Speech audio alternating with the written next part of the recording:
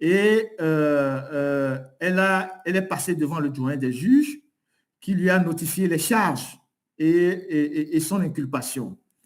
Et elle n'a pas pris la parole, elle n'a rien dit devant le doyen des juges au cours de la comparution. Ensuite, il y a eu madame ou mademoiselle Dédégan Clouvy Foligan Dédégan Chimène qui a aussi passé devant le doyen des juges. Elle autre n'avait pas d'avocat, elle n'était pas assistée par un avocat, elle a comparu seule et elle autre, elle a parlé à la question de savoir où est-ce qu'elle a trouvé les fonds. Elle a dit au doyen des juges que les fonds qu'elle a déposés à l'assurance proviennent de 3 sources. La première source, qu'elle a un petit ami aux États-Unis qui lui a envoyé 30 millions dans le cadre d'un chantier un chantier qu'elle doit faire. Donc, elle avait ces 30 millions qui sont venus des États-Unis. Ensuite, qu'elle a vendu un immeuble dans le quartier de Diranawe. Et troisièmement, elle a ajouté aussi des intéressements que certains clients lui faisaient quand elle était en poste au port autonome de Lomé. Donc, c'est les 3 canaux de provenance de l'argent qu'elle a cités devant le doyen des juges. Et à ce stade-là, ce n'est pas encore une audition au fond. Et donc, c'est ce qu'elle a eu à dire.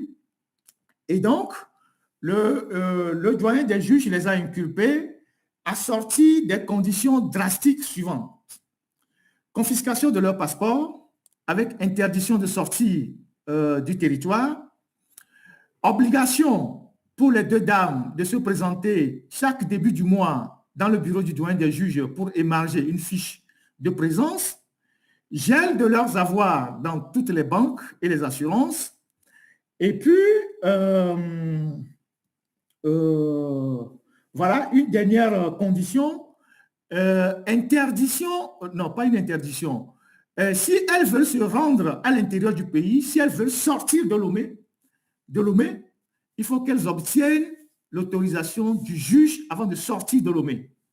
C'est-à-dire, si elles veulent se rendre à l'intérieur du pays, il faut qu'elles obtiennent une autorisation préalable du juge avant de sortir de la ville de Lomé. Bon, je ne sais pas quelle est la limite aujourd'hui de la ville de Lomé et je ne sais pas dans quel quartier elles habitent, mais on leur a dit, pour sortir de la ville de Lomé, il faut obtenir une autorisation. Je répète, les conditions drastiques qui leur ont été imposées sont les suivantes.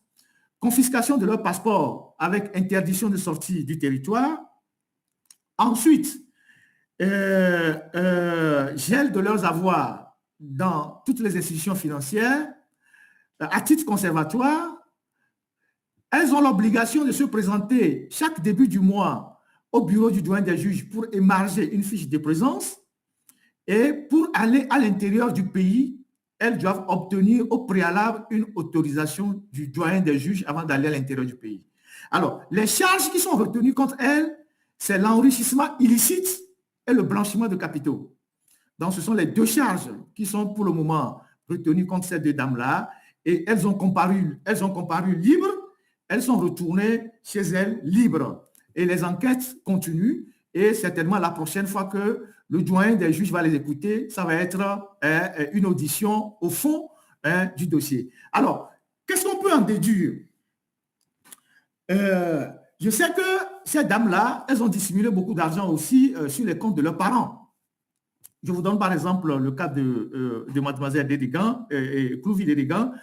Elle a mis de l'argent sur les comptes de plusieurs de ses parents, de ses sœurs, et elle utilisait même de l'argent pour faire des mariages arrangés à ses sœurs pour pouvoir partir aux États-Unis, et elle payait parfois par mariage 25 000 $, 30 000 $.